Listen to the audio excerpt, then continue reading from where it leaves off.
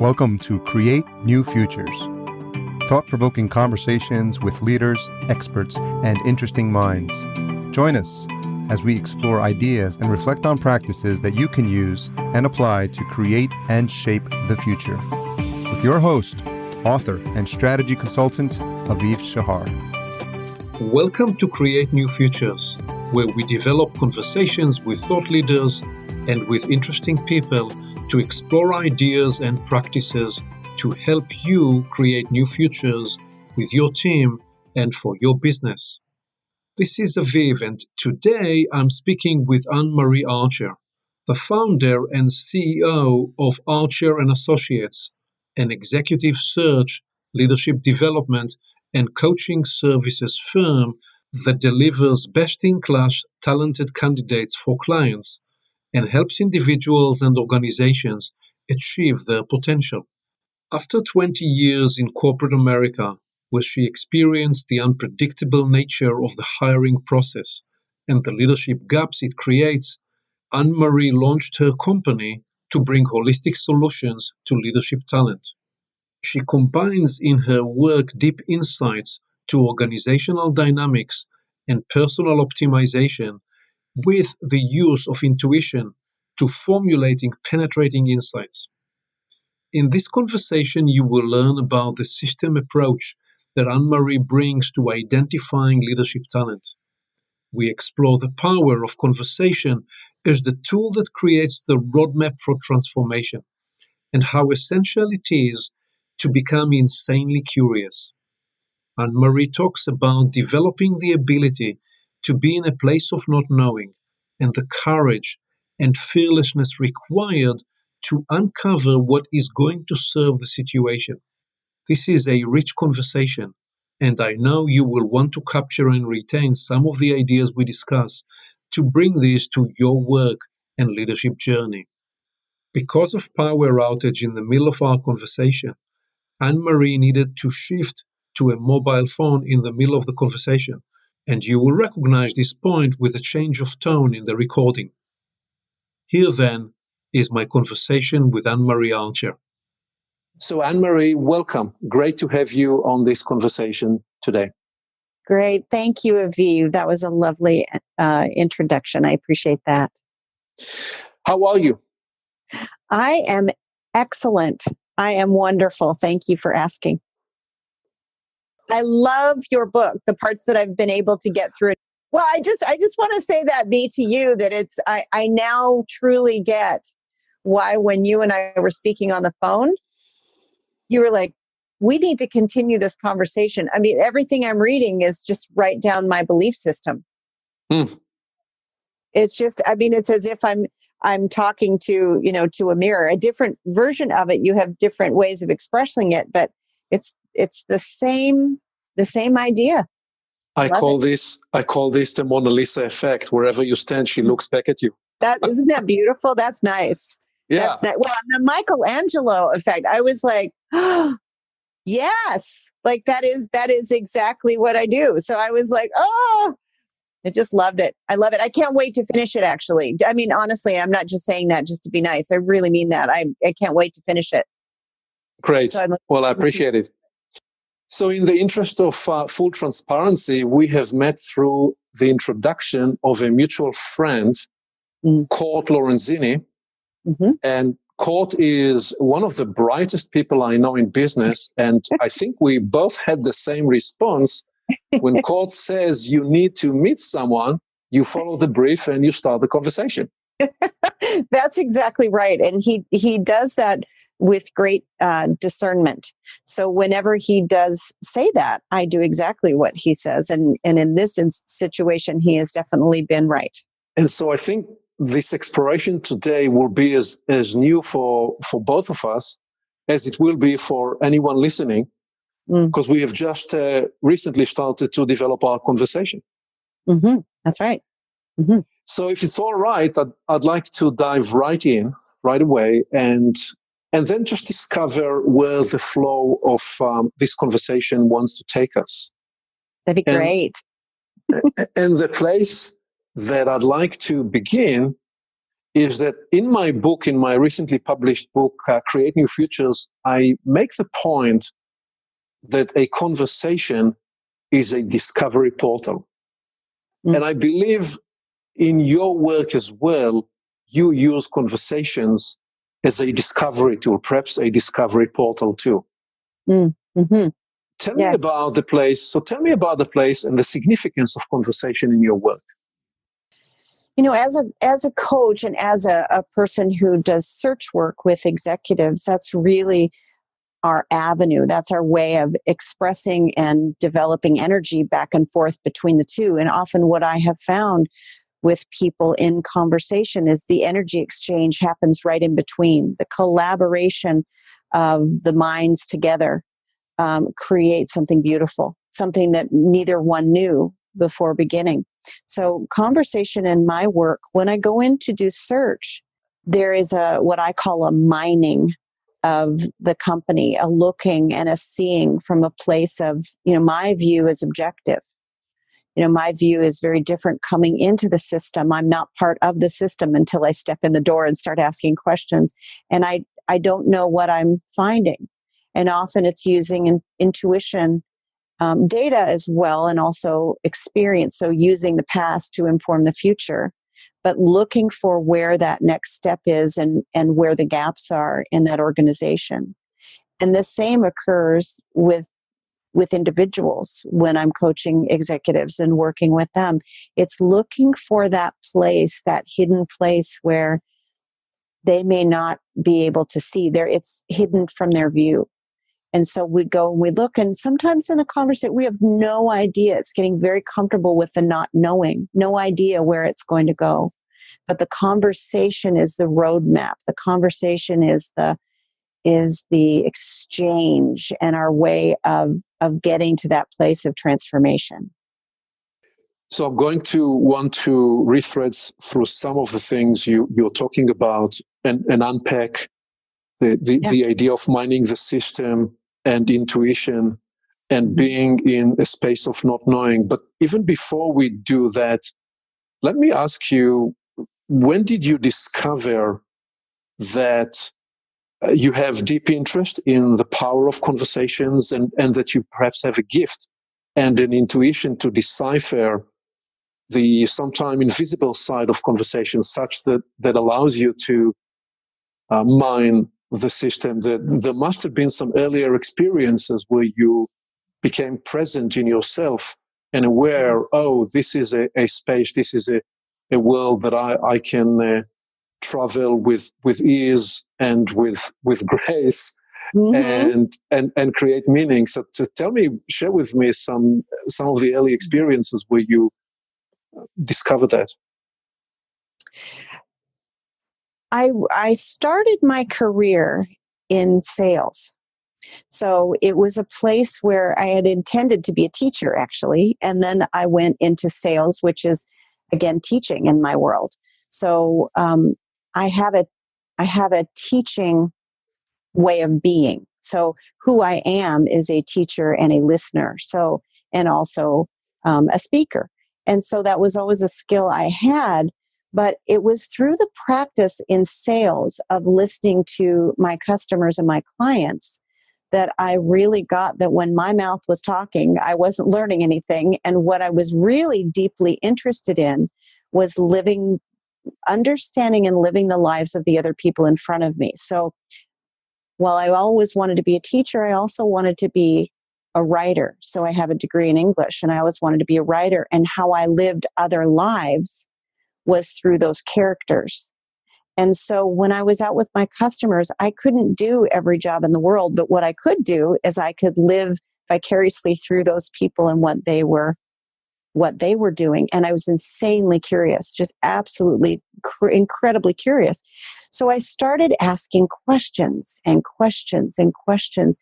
And the more I learned, the more it took me down other roads and other forks in the road to pathways that seemed natural to me. And then there was a point, and I wish I could pinpoint exactly the time, where I found that I had an innate ability to intuit and just know the right question And sometimes it didn't even make sense of why I would ask a particular question, but I would. And what I learned in the deep listening with my customers is that there often was a place in the conversation that wasn't mentioned. There was a place that always seemed like there was a missing in the conversation. And I would keep digging and mining until I found that place. And with experience over time of trusting my deep inner voice that would say and give me questions to ask that often wouldn't be the question that would be expected in those communications, I would uncover something that was actually the gap, that was the missing, the piece that would really make the difference in either that excellent hire or the piece that would make the difference on the team. And it was a combination of intuition and then also over time, as you learn to trust that and you learn that it works, and if you trust it 100% of the time, it will not let you down. There is a way to keep following that journey and those forks in the road of the conversation that will eventually get you to the missing piece that the client or the people in the room can't see, that's covered from their view. Right. So you get that?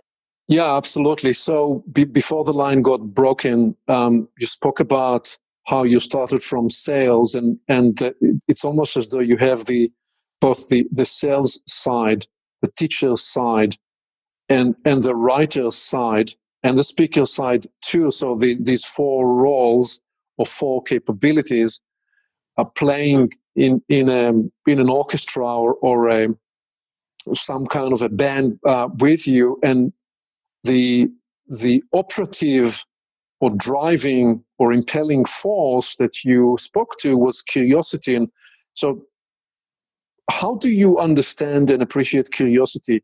Is this something that is there as a preponderance, as an inclination, as a talent, or is this a developed discipline, or is it both? It's both. It's absolutely both. I have made it my life to follow and watch highly curious people. Curiosity is what fuels innovation. It's what fuels exploration. It's what fuels any kind of new view, any kind of way of stepping outside of the common way of looking and finding a new way to look from a new place, from a new existence, a completely different spot. And that's why what I play in is what I call the not knowing. And the not knowing is, while it can be uncomfortable, it's the place of deep curiosity. And so I consider that it's a belief I have. How I framed it is a belief, but it is an inner thirst that I've always had, just the knowing more, and looking at it from various views. So if you take, for instance, some of the things I would do inside of interviewing when I was interviewing for candidates, I would create questions about, I would want to see how curious these candidates are. And so what I would do is I would put down my coffee cup and I would ask them to tell me what that's used for. And they would, coffee. And I'd say, well, yeah, commonly used for coffee, but I wonder what uncommonly it might be used for if we got curious about it. And so I think that over time, I've noticed that innate ability that I have has been practiced to the point of now it is a discipline. And I have enough data now to back it up. So that's where the intersection of experience added with living into the future of being curious and not knowing come together to create an added value inside of a business. Right. And this is my experience too. My experience corroborates that curiosity is actually a muscle that you can develop, and we can become intensely curious because of a certain critical or central inquiry that we have that's propelled for a variety of reasons by business or by other needs. And we can also practice so that's more the laser focused curiosity.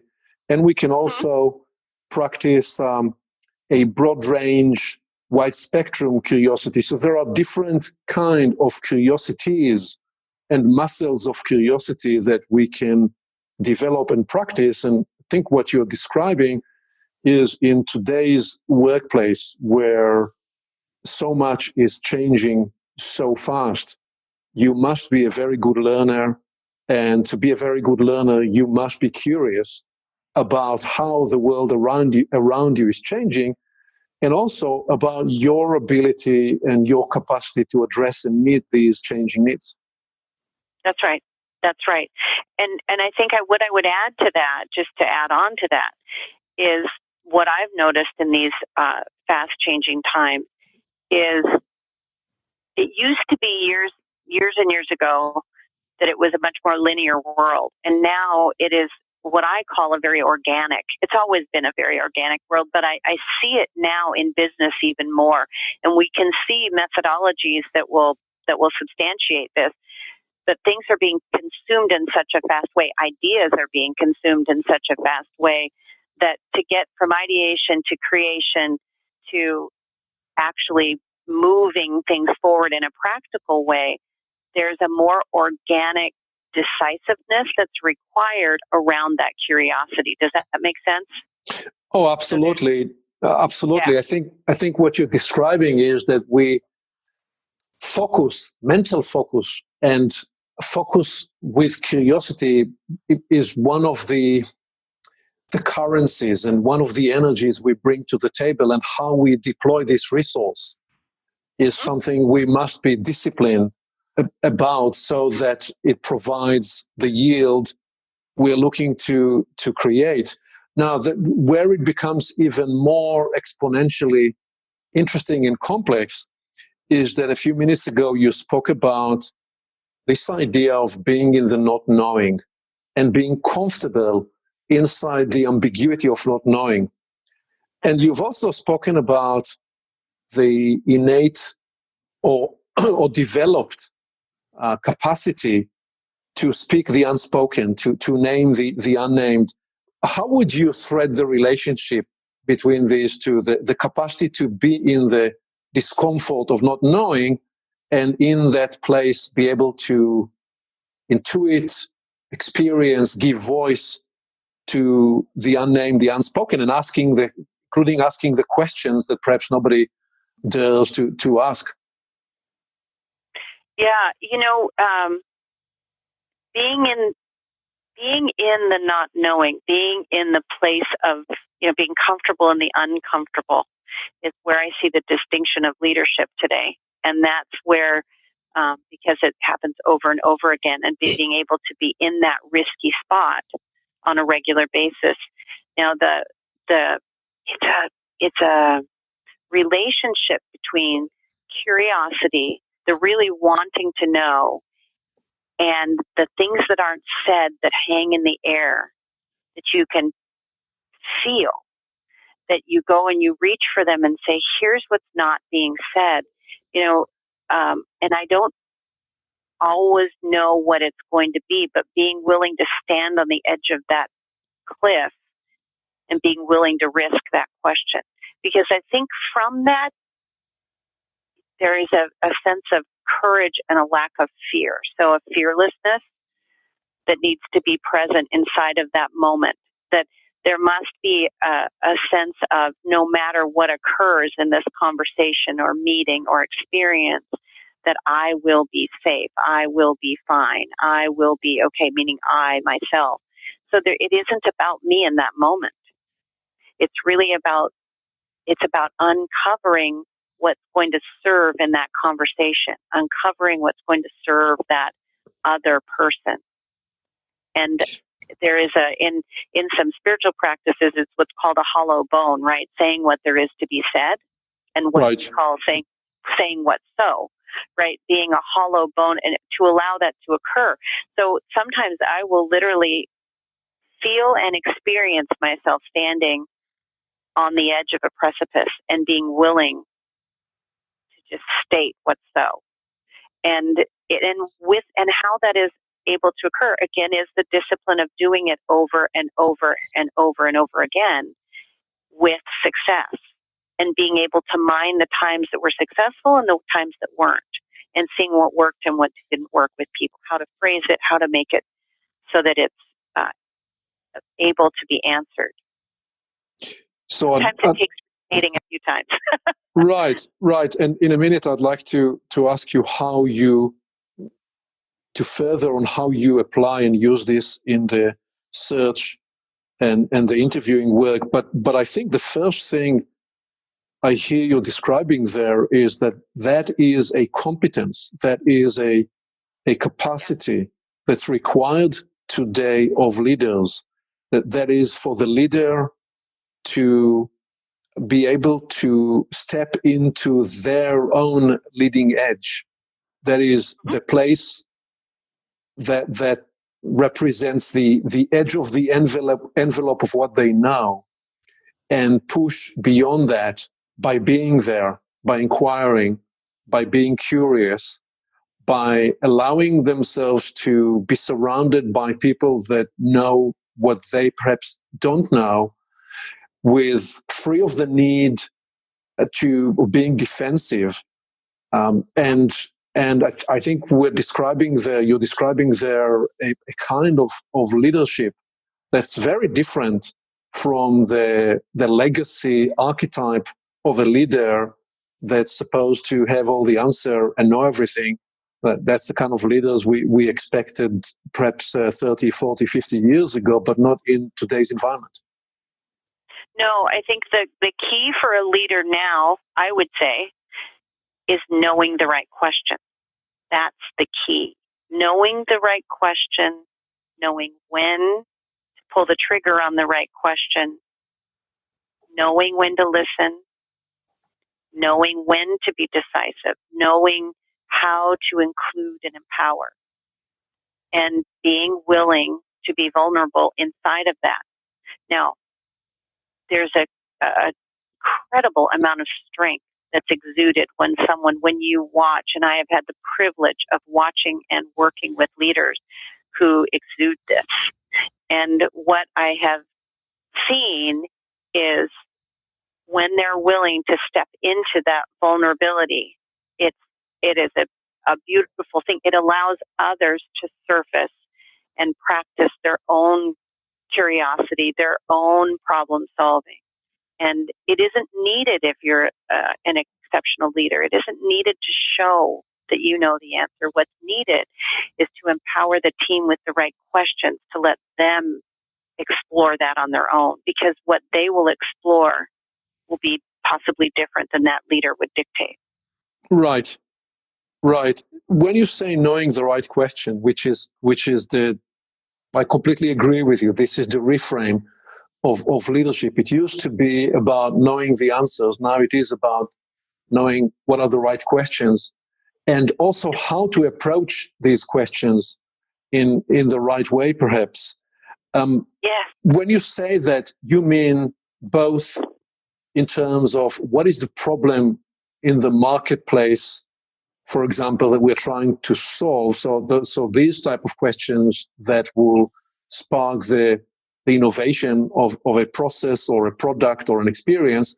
But you also mean that in the organizational sense of being able to see the evolving journey of a team and an organization, and frame and name the question that will facilitate the next conversation that will indeed help that team make the next step in terms of their evolution.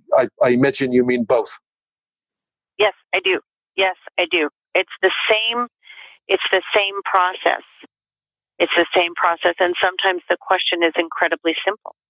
Usually, to be honest, the questions are very simple. They're not complicated. So give me an example of some of the simple questions that you like to ask in your various interviewing processes?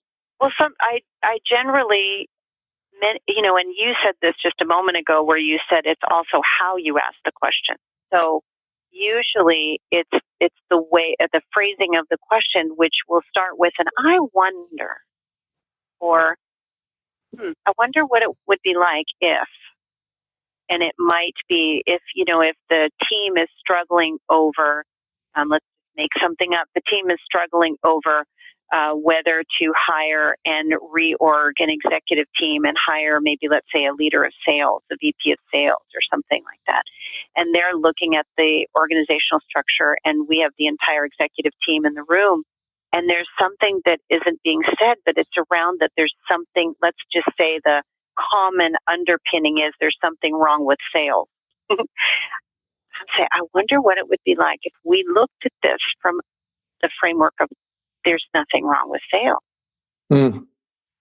I wonder if we took that out of our equation and we just looked at what's working with sales, what's working in the marketplace, and flipped it on its head and started there.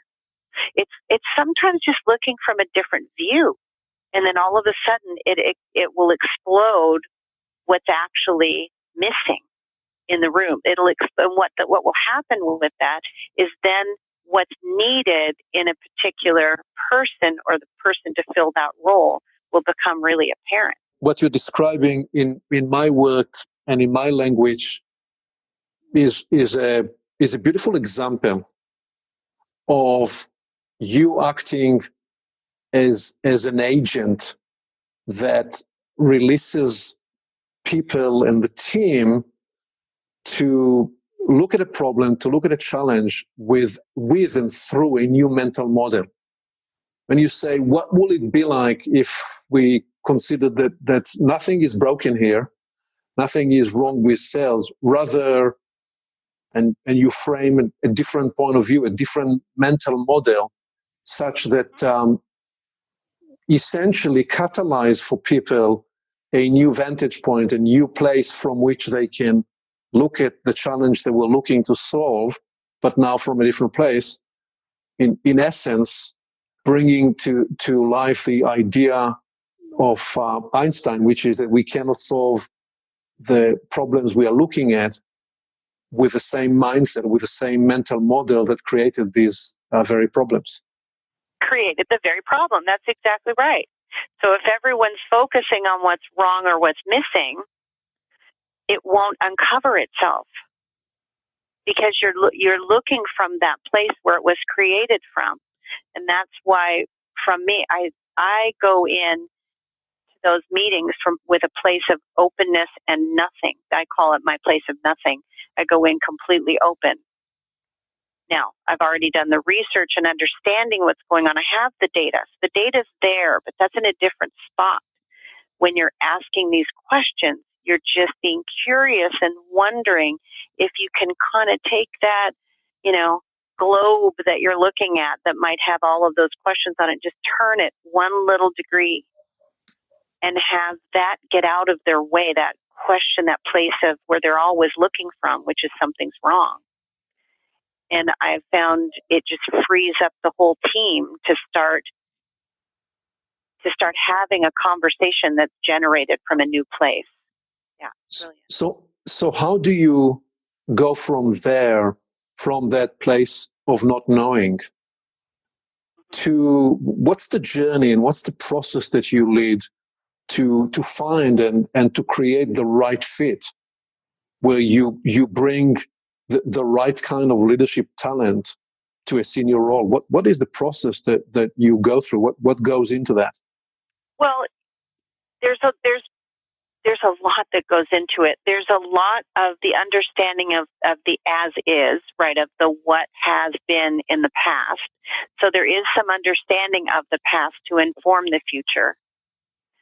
And then once you have some of that and you get curious around the company and the people and the team and the dynamics, and you've asked enough questions about the current state of what is, then the time is spent toward, and it really does sound something like this. if you could have anything as an outcome of this situation, what would be the outcome? And we start there. We start way in the future.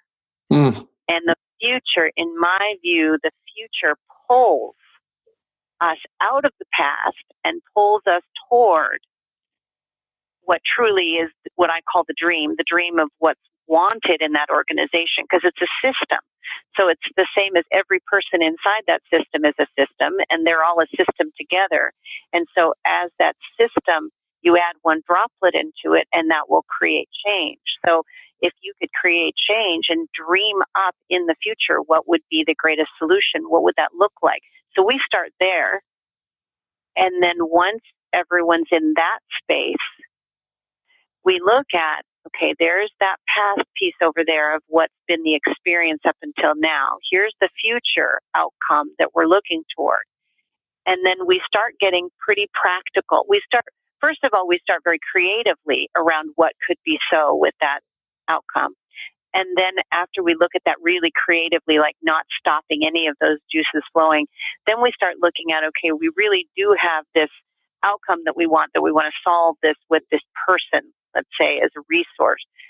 Let's start getting practical about what that future could look like.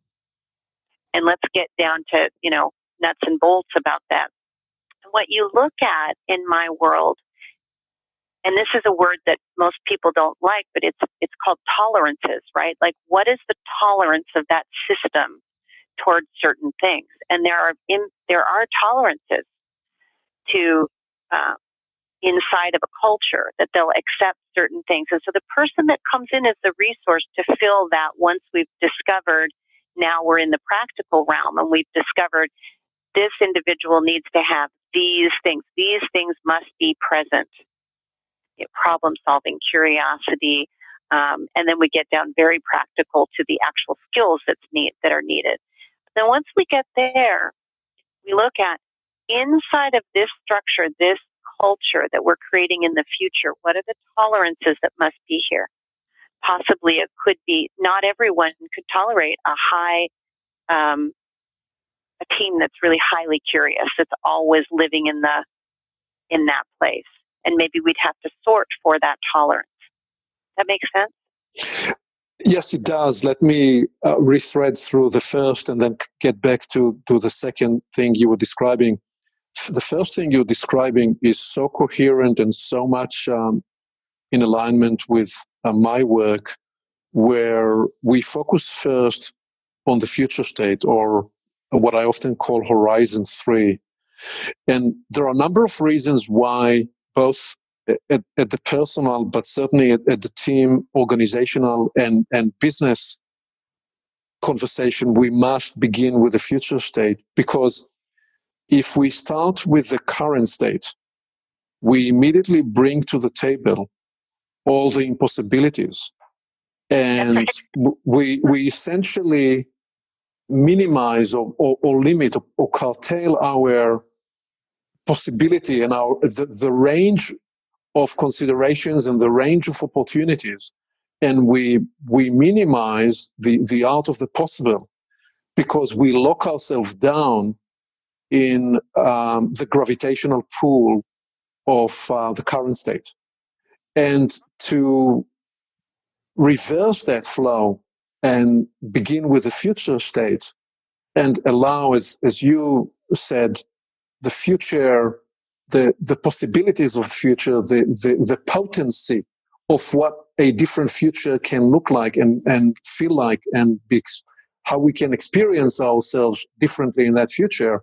When we begin there and we let that gravitational pull lead the conversation, then we sidestep a lot of problems and a lot of obstacles that otherwise will simply crowd our way before we even begin, whether this is a conversation about an innovation problem we're trying to solve, or whether this is a conversation about how we must evolve as a senior team that leads, say, an organization of 10,000 people, where we recognize that to climb the next mountain, and achieve the next horizon, the next future we want to create, we must operate in a whole new way as a leadership team. So that conversation must begin in the future state, and then we journey backward from the future to today, more in terms of, therefore, what are the gaps or what are the pivots that will enable an accelerated journey from the current state to the future state. So I'm recapping what you were describing in the first part of your answer, very much in my own language, which I describe in Create New Futures, because that's the process that I conduct and I lead with teams. Let me just pause here, and then we'll go back to the second part of your answer. See if you have any more that you want to add to this. No, I mean that actually is so. It is literally a gravitational pull. You can see the rain, the kind of the strings coming down. Like, I can't describe it. It's almost like a tent that's up, and you can just feel it just kind of relax a little bit. And people, while energized with that pull of the future, also you can feel the baggage just go. I'm mixing my metaphors here, but you see? I mean, just, and they relax into, oh, we're going to envision what we really want. Yeah, that's where we're going. And then backing it up to getting to the practical. And it works. Yes. The second thing you were describing about your process is that when you find when you're looking to identify and bring to the table the right kind of resource, it is indeed a system, or I sometimes call this an architecture type problem. Because when I talk about architecture thinking, what I'm describing is the idea of multiple inputs that are designed to create multiple outcomes. When you bring a new person, new talent into a team, this is one such situation, because a person showing up for their role will bring their experience and their talent and their skills and their competencies. And so what I found very interesting was the way you describe those multi-level, multi-system evaluation process, where you look at the skills and the competencies and you say, can this person meet the challenges and the opportunities of this role? But also, can they stretch sufficiently, but not beyond the tolerances of that system, the culture, the DNA, the practices, and so on. So how do you know these things? How do you try to assess and come to certainty? Is this a science? Is this an art? Is this something that ultimately is an intuitive judgment call, or is it something else altogether? It's both. Again, it's the same thing. It's both. It's the same process. So when working with individuals to determine if they're a fit for an executive team, after you've done the discovery and the work with the executive team, and often it's not just the executive team, it's the executive team, it's the level low under that, it's the peer level, it's, sometimes it's talking to their customers as well, and it's really getting that. Once you have that work, then there's like a moment where the thread you've been following is very clearly the right thread, and there's like one or two pieces that are required inside that system that you're looking for. And so that's not going to show up on a CV, on a resume. That's not going to show up, those things, because they're hard to articulate. I mean, you can articulate them. I know what they are when I'm looking, and so do the people who work with me. But it's inside that conversation of the person, the resource you're looking to fill that inside that system. It's the same process. So you start the process again with the discovery with the human being.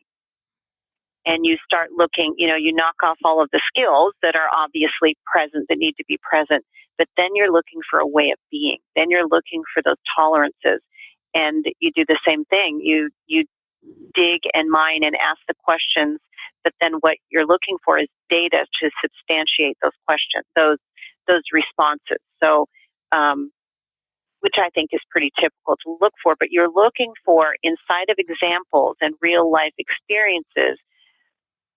Have they shown bravery, let's say? Have they shown courage? Where have they shown innovation? What was their part in that project that was the innovation? How did they come up with that idea? How do they think? There are certain roles inside of a system that require usually a certain way of being. And so, and with experience, this is where data and experience all come in. With experience, there's generally a certain way of being that's needed inside of a certain role. Can you describe and give us a, for instance, for what you mean when you say a way of being inside a particular role? Yes, I can, actually. I'll give you one that's really present for me right now, because it's one we're working on for a manufacturing company. And they have a need for a global director of quality assurance. So it's an operational role, global, and for inside of quality. Well, my experience in working with people inside of quality and software and technology and manufacturing all doesn't really matter. I mean, there are different nuances inside the different verticals, but generally someone who is at that level of quality has an ability to be, has a way of being that they're looking at the world a certain way. Otherwise, why would they end up in quality? So one of my questions is I will ask them to walk me through their life and where did they start to question quality? Where did the passion around quality come from? And usually the way of being that I've discovered is that they are highly detailed. They believe that there are ways that things are to be done and that there is a process in order to ensure quality. But they're also looking for a way of being of perfection. So they have they're always searching for perfection. And the conundrum, which is the light and the dark of it, is that they're searching for perfection, but something's always wrong because you never reach perfection. So quality people are quite often never satisfied. And you want them to not be satisfied because they're always reinventing and looking at core root problems and making it better and better and better. So they're on the search for perfection. So often when you work with them, their way of being is that. Then often sometimes I'll be working with them and interviewing them and they won't know that until you start working with them and they get it. Does that make sense? In this example, yeah, it makes total sense. In this example you just offered, listening to you, I sketched on my pad here a simple triangle or a cone, and at the top of the cone is the job requirement. That is ultimately the need that you are looking to fulfill. And so somewhere below it, in the middle of that cone, I wrote skills and competencies and capabilities. But deeper, more at the foundation, what I wrote as I listened to your description is a way of being, aptitude, and interior experience. So you're looking to make sure that you find a resource, you're finding a person where those layers are congruent. There is a coherent story. There is something about their interior experience and their aptitude and how they see the world, what I sometimes call the topography of meaning and values of what's important for them and how they experience life, because ultimately that is what they bring to their role as a leader, as an expert, as a person looking to perform a certain required job, and you're looking to create that sense of alignment. Now I understand. Now I understand why you used earlier the term mining. You are mining both in the system, the company, but you're also mining with a person, and all these need to lead to a point of coherence where it makes sense. That's right. That's right. And often there are gaps, possibly the skill gap, the competency gap there. You can train and fill and mentor and coach, but the way of being, the actual, what you call the topography, where they have the topography, meaning and values, what I call, what in the world may be called their purpose, right? Their drive towards, they see the world a certain way. Now they can come out of that and see it another way, but their normal, more like their kind of their lane that they live in is this certain way of seeing the world. And if you can uncover that, that uncovers often their purpose and what they could best be used for and where they feel their greatest satisfaction often and their greatest success. Because using that place where it all coalesces internally and then externally it has an expression. And so I've learned that inside of the roles that I've worked with inside with organizations, there are certain ways of being that serve really well inside of certain roles. And then you can fill in the competencies that when I can get an executive team to see that, then the world opens up. Now, sorting for that and assessing that is an art form, as you brought up. But it's a combination of data and science and art. It's all of it. Do you believe that the way of being is something that's coachable, or you approach this with the premise that you must find the tendencies, the inclinations, the aptitudes that would resonate and synchronize with what's being called for to evolve and change the way of being? Yeah, well, I do believe, my belief system, humans are given everything they need when they get here. And I loved your part in your book where you talked about you've already had the courage to be born. You've already had the courage to be in existence here. And I know I will be using that in my practice with people. But what I believe human beings can do absolutely anything that's put in front of them, given the right training, the right aptitude. There are some aptitudes that you do have to have. Can you cultivate those? Yes. My belief is that when something that is subconscious is brought conscious, it gives you an opportunity then to work with it and transform it if you desire to. So what I work with often with candidates, because when I do coaching, which is distinct from search, when I do coaching with people, often, your example of the Michelangelo and the kind of the chipping away to find that inner being, I believe that people can transform anything. And that it can happen in an instant, or it can happen over a longer period of time. But that it's a journey that you're on. Transformation is a quick moment in time, but then there's always a new one right after. So you can be in a constant state of transformation, and that's what I believe people are in. And when they're willing to look and willing to be vulnerable to open to that, that's where the possibility comes in of the future.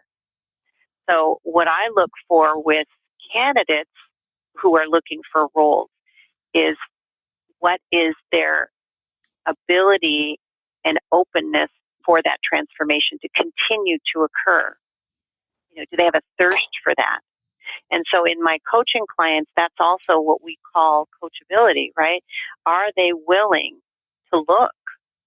And if they're willing to look, it's like you pull something from back behind their head and move it out to their side, and then it gets in their front view. And then they're able to actually grapple with it, look at it, be willing to have courage around it, and possibly transform that if they want to move to the next future state of who they are. So you said earlier that there is a moment in the search process when the thread appears and perhaps connects.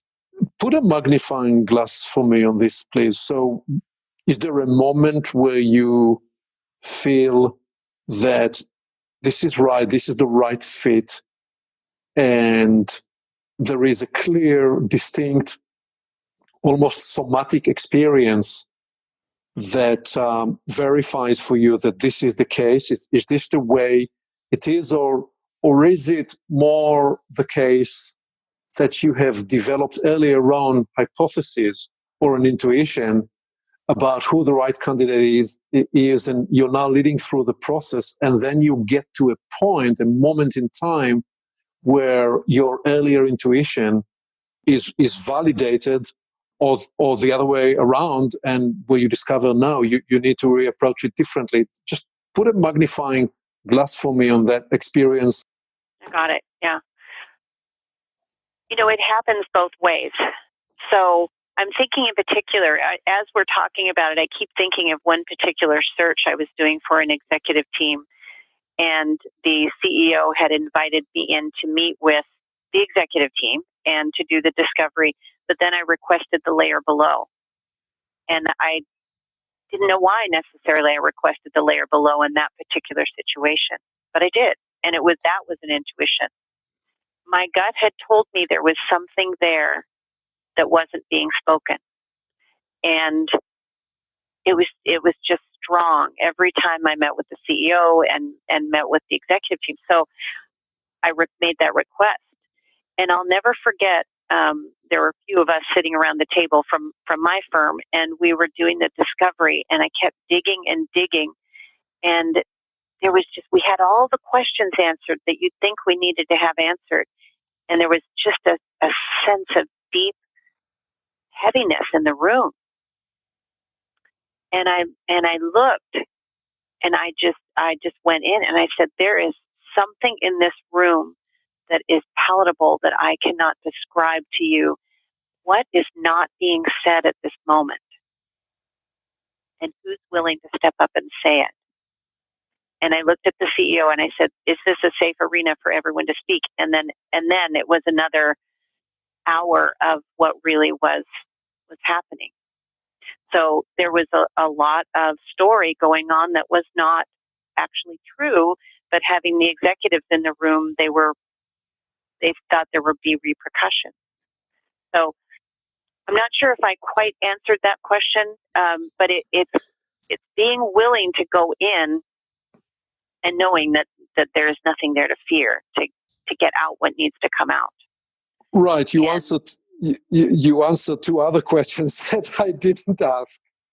Oh, because you first answer the one question you answered that I didn't ask was clearly in the intuitive process of inquiry, you are following the energetic pattern that you are experiencing with the team, and you have to follow that process, and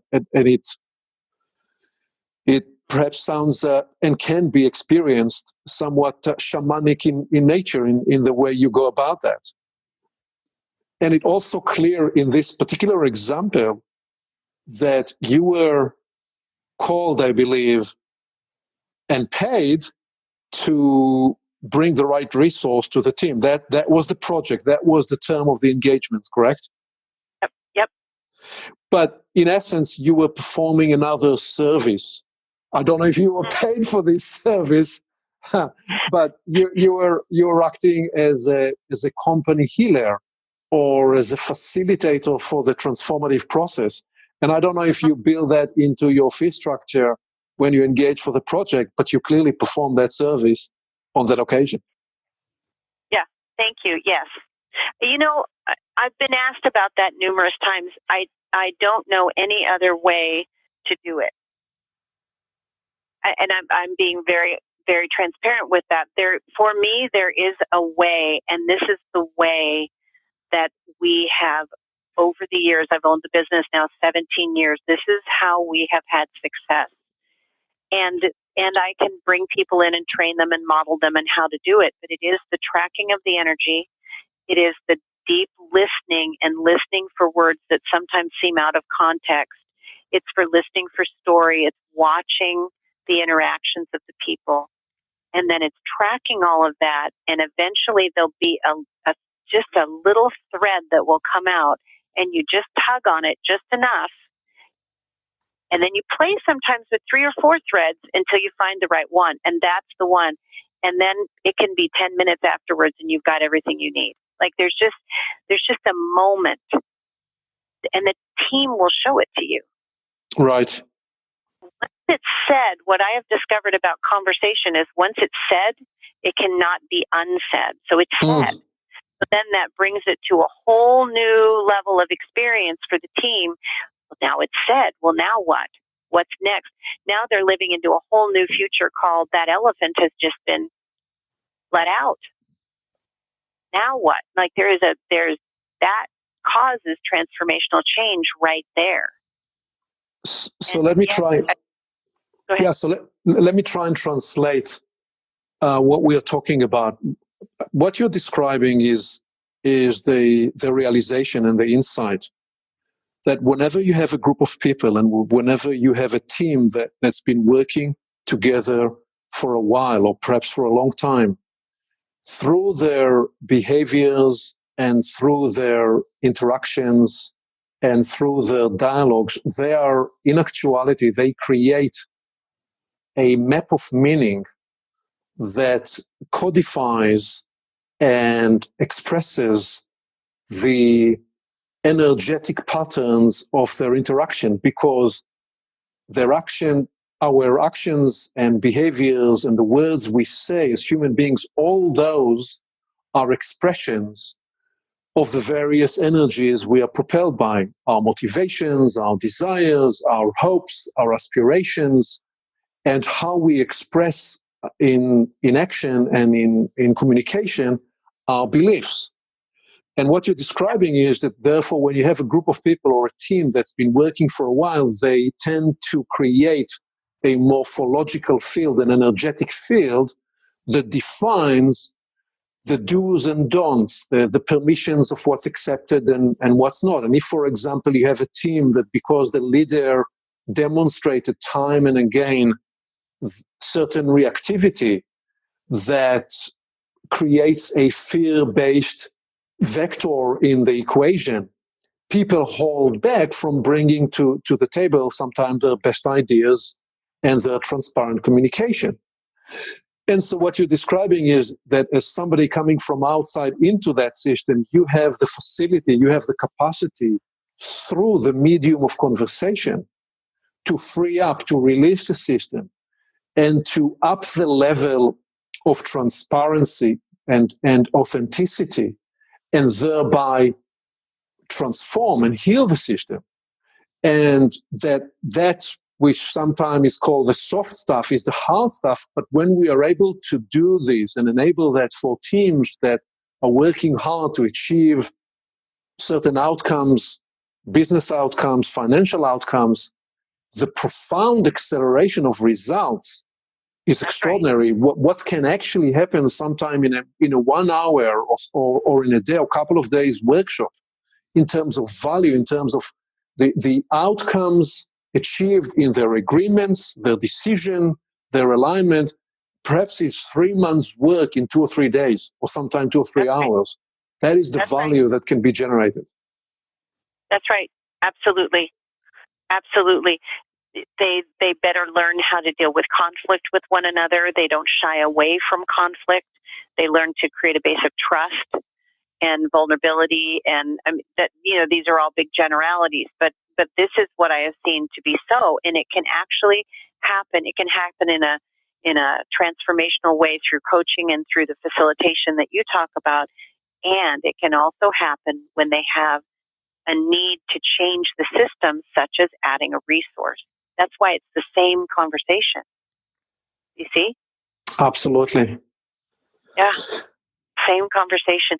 And that's why the two services inside my business exist, because they work with and in tandem with one another to create the same result. So do you often engage in the coaching process with the same team, with the same people you have helped create the right fit? Yes, we do. And how we've actually done that in order to make it even easier is with each search, the candidate, when they enter into the new system and they take their new job, they get coaching with that. That's part of the search. So the client company would hire us to do a search, and what comes with that. And, you can say it's free. For me, it's just part of embedding a coaching conversation or a transformational conversation inside that environment. So it eases the new piece into the system. Well, So plus, often, right? You are building and bringing accountability to your own process. That's right. Yeah. Fascinating. The first 90 days of a new human being in a system is often, the most harrowing part. And there are some practicalities that, I have learned through my life that actually work very, very well for that movement in, and to be able to embed inside that system, and some things around accountability and around planning and around keeping agreements during that first 90 days will really predict success, actually. It really does predict success. And so that's why we do it. And then by the time that candidate is in that system, I know them so well before they even go in, that the ability to be able to then switch and coach and guide and align with that system, since I know the system, is almost like a matchmaker in a way, right? Like creating the environment and helping that environment bring in this new piece. So it makes sense to me to do it. Absolutely fascinating process. And what's beautiful is indeed the accountability. You don't just leave them there to discover for themselves how successful they will be or not, but rather you enable that process for them. Mm-hmm. Yeah, it's rewarding for me as well to see the result. So to be honest, for me, that's part of the reward of the work, is to be able to help make that switch over and like beautifully, easily help the person have someone to, what I call, stand for them while they're doing it. So they have someone in their court. So as they ease in and become part of that story that team has created, until their character is in that story, right? Right. That's part of my reward, if you will, payment, right? Yes. That's why I do. And you guarantee a much more satisfied, happier company and person when you do that. Indeed. Just a couple of more questions to follow from that before we bring this a rich exploration to landing. When you look at your skills and how you use your skills and what you bring to the work you do, how much of it is transferable? Have you been able to transfer the work you do, or is it now more of an art form with a recipe that you almost find extremely difficult to reverse engineer and transfer to another person? I thought for a long time that it wasn't transferable. Okay. And I have changed my mind on that. Wonderful. I do, because there are so many great people I've learned from. And this is a compilation of, me standing on their shoulders, right? And continuing their work and putting together all of it to create this method that I think that I can see works. So I do them a great disservice, since I'm a learner from them, if I don't carry this on and pass it on to someone else. So I thought that it was this magical piece that, I had made. And It's not entirely so. Through modeling and through interaction and experience, there is a method that I follow, and I can tell you exactly what it is. Now, the actual particulars of the questions aren't always the same, but when training someone, I can bring them in and I can teach them why I went where I went, what it was that I saw, felt, witnessed there that had me go down that certain path. And in the debriefing of taking someone with you, it does require modeling, but there is a method. There is absolutely a method. It's starting with the future state. It's being clear about what the current state is and glancing back to the past state. So you do have some data, but then it's being willing to be in the not knowing. I mean, I know the process, and with the right person who's willing to explore it, I can teach this. That's great. That's a great answer. My guess is it's a lot more than a training process. They have to get the benefit of an immersive transfer, immersive experience of being on point, either being on point and probably even having you on video in those discovery conversations will transfer some skills, but there is something else that happens when they are together with you. When I do in my leadership and strategy events and workshops, I often incorporate a module around coaching, because I just think that every leader must be a competent coach, because such a big part of leading is building the talent of the successive generations. And most managers and leaders are good fixers, but they're not very good coaches. And in essence, the reflexes are different. So I incorporate in, like just a couple of weeks ago, I was with a senior team, and we incorporated on the second morning of that workshop an hour and a half module around coaching. And I said to them, I want you all to practice coaching each other, because if we're going to be able to create the high velocity learning culture that you all need, if you are to succeed in achieving the audacious and ambitious goals you have just agreed last night and aligned on in terms of where the organization is going next, it's not going to be sufficient to just declare these goals. We are all of you will have to evolve as leaders and as a team together. And the fastest way to get there is to create a high velocity learning culture. And the way to do that is to build the disciplines of coaching and debrief. And the best way to do that is to practice coaching each other and not be defensive in the face of these exposures with each other.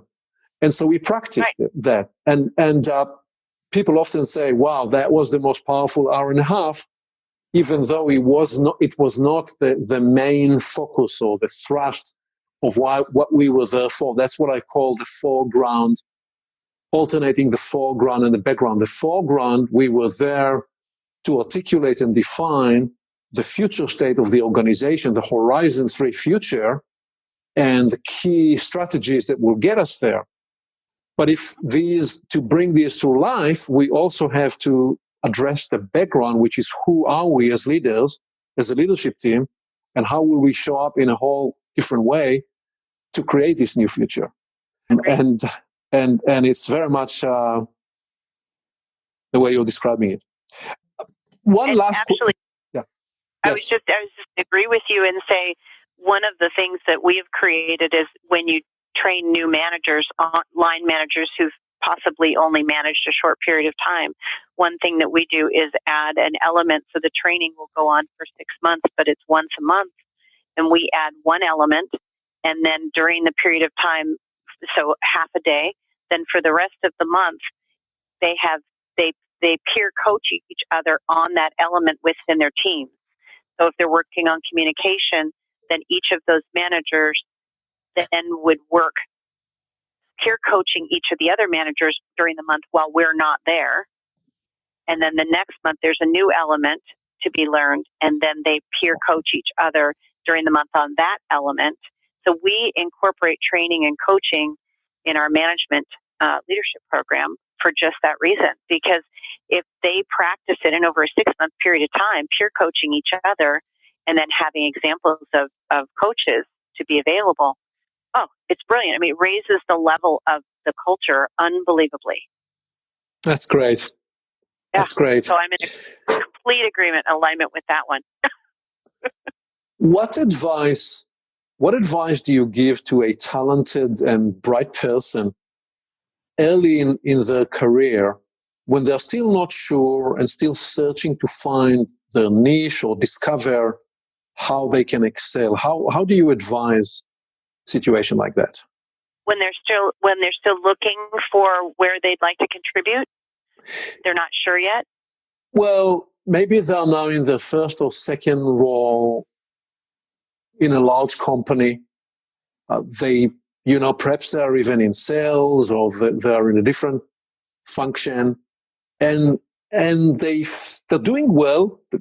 People say you're bright, you're very talented, but somewhere inside there is this nagging feeling of there is something else I need to find, and I'm not quite sure what it is or how to go about finding what I should do next, and how to have more of a plan or more of a system approach or rational approach to my career.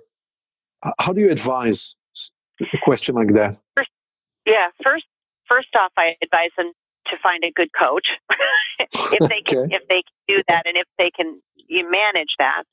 The next, I advise them to keep reading and to read everything they can get their hands on from all sorts of different areas and walks of life, philosophy to anything they can get their hands on of people who have done it before them, to look at the leaders who've discovered before them and great thought leaders and philosophers.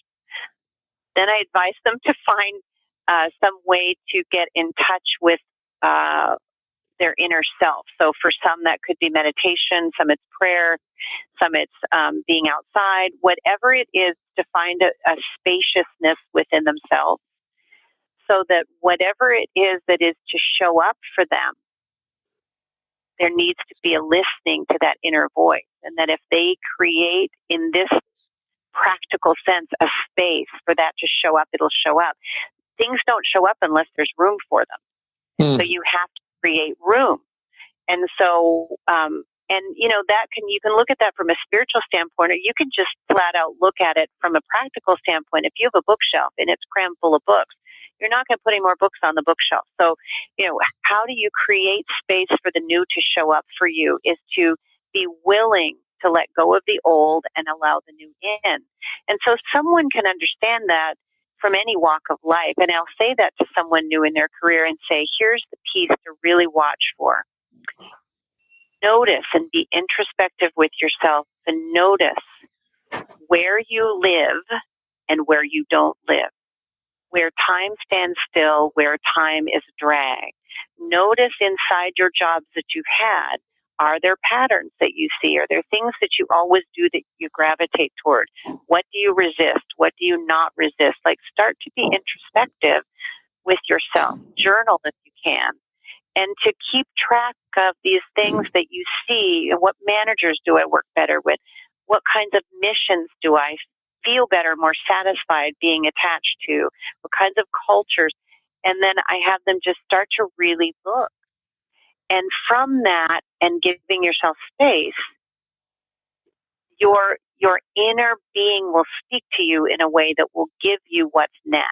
So there's like this practical walk and then the inner walk. And the two of them don't go alone. They're always together. But allowing that practical piece to let the inner piece speak so that you can actually hear what's next. And it may not be what everyone else in the world says for you to do, but it may be something that you just know that might be the next step.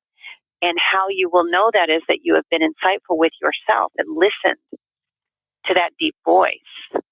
You have to give it space to show up. And anyone I say all of this to, I sometimes change the language depending on who I'm talking with, but that generally speaks to them to give themselves the space to be able to create what's next, to let it show up. Right. Beautiful answer. So we are circling back to where we started with the idea of curiosity. You have to be very curious, very curious and observant of the world around you, and also of the world inside you, your interior world, and where and in what situations, around what subject matters, and what kind of modalities and ways of operating. Where do these align in a way that energize you?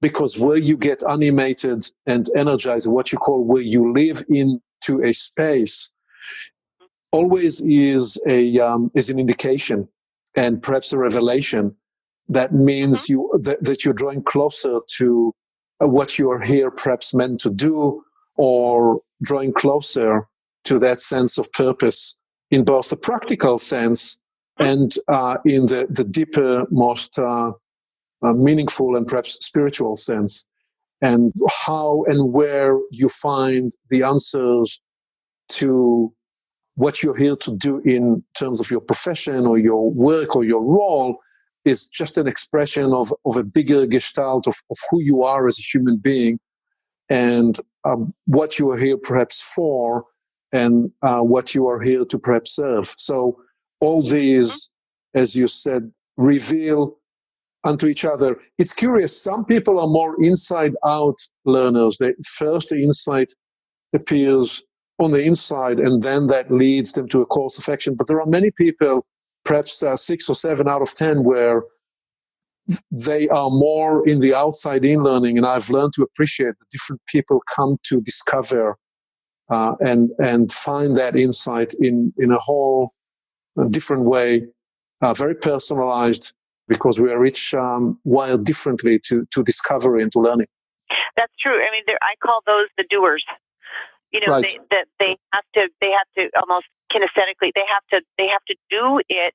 Their body experiences it, whatever it is, and from that very physical feeling, then there's the transformation of the inside. Others transform, but I would say there's probably a lot more of those than the inner. The inner then move in a different way. But you know, in my world, in my belief system, there's no boundaries between the outer and the inner. They're all one environment. Right. And it's a matter of like letting those landscapes show up for each other. And so one informs the other. So the anchor here in the physical world, you know, is just that, an anchor for what's happening inside in the internal environment. And so, you know, when you can work with someone, you know, I often in my work, I get people who have been in their work world 25 years or so, usually highly experienced and very successful already. And there comes a point of there's like a lack of satisfaction, and there's something next. But glancing into the past to look at the patterns of what they've already experienced really does inform the future, letting go of pieces that don't work and embracing the ones that they want to carry into that new future, and then creating what's next inside that new future from nothing, but still taking those pieces with them that work, that they know will always work for them. So you don't lose that experience and that thread of that life and that journey, right?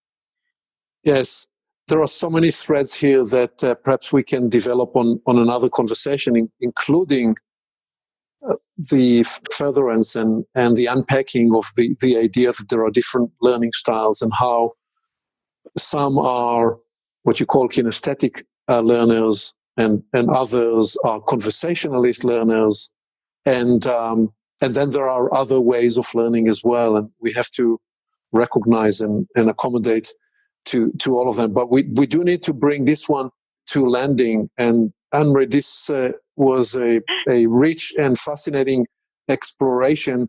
So I wonder if there is any parting wisdom or any call to action that you would offer. Parting wisdom and call to action. If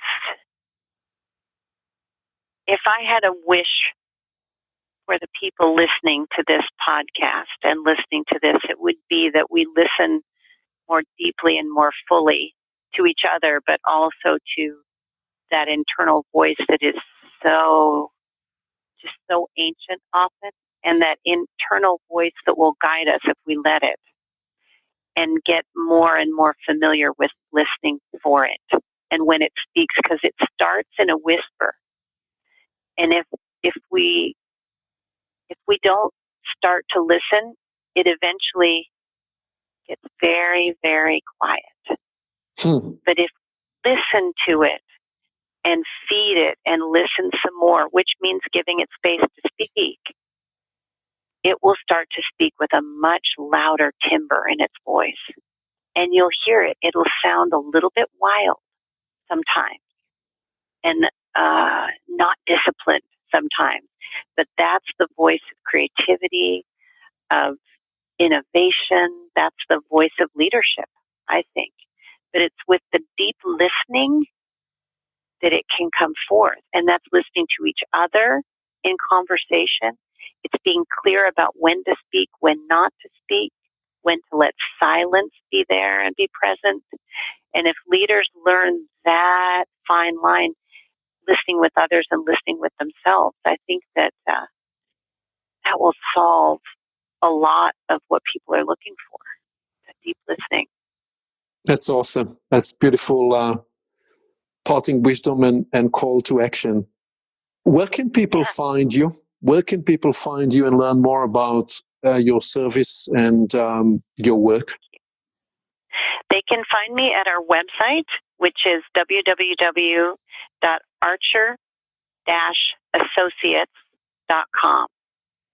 And we have a brand new website coming out in the next 2 to 3 weeks that will hopefully be full of great content and entertaining as well, but also will give more of an understanding of our services. So archer-associates.com. And thank you for asking that. This has been just a really enriching conversation. So enjoyable. Thank you. That's great. And we'll have the links to you and to your website and on the summary notes of this podcast episode. Thank you so much for being with me today on this exploration. Thank you. It was really great fun and just rejuvenated my whole being. Thank you.